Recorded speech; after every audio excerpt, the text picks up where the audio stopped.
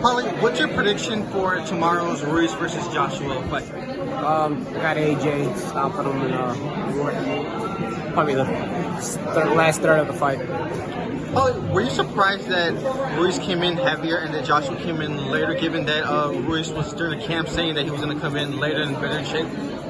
Nothing really surprises you with boxing, but you have to keep in mind Ruiz came from back-to-back training camps when the first time around, so he's going to be a little bit lighter.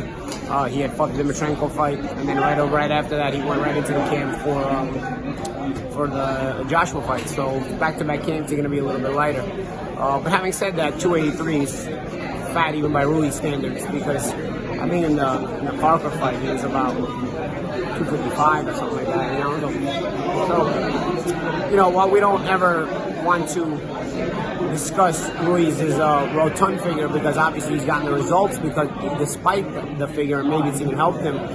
At this point, he has gotten fat even by his own standards, and I don't know what that means. I mean, maybe it's a good life. I don't doubt that he's been training, but of course, gotta watch the treat too. We'll see how it plays out. Paulie, the way everyone's been seeing this fight is if Joshua loses, his career's over. Is that the way people should see it? Is it if Joshua were to lose? I think the luster on his career would certainly be rubbed off. I don't think his career's over, but the luster he has on his career will be rubbed off. But I expect him. I was predicting him to win the rematch, and based on today's weigh-in, I probably back that up even more now.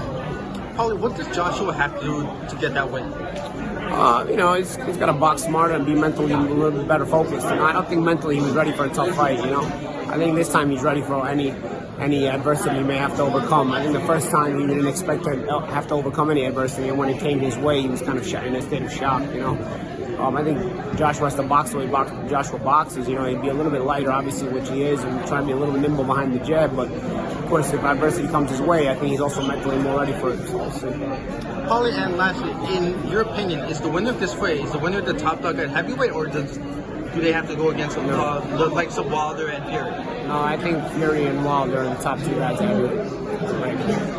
And just lastly, now that we're here for this weigh-in, what's your impression on the fights on Saturday? We have Hogan against Charlo, Corbo. Hogan is coming off a good run of performances. Charlo is always looking for that top opponent. So we'll see how that styles mesh and blend together, and then Corbo and Eubank is a pretty good crossroads matchup for themselves. So it's a good card.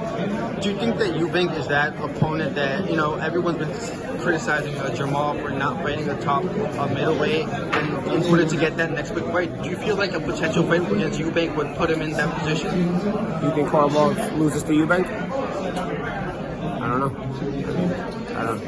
I think that's a very tough fight Eubank's in on tomorrow night. So we'll see. Thanks, Paulie.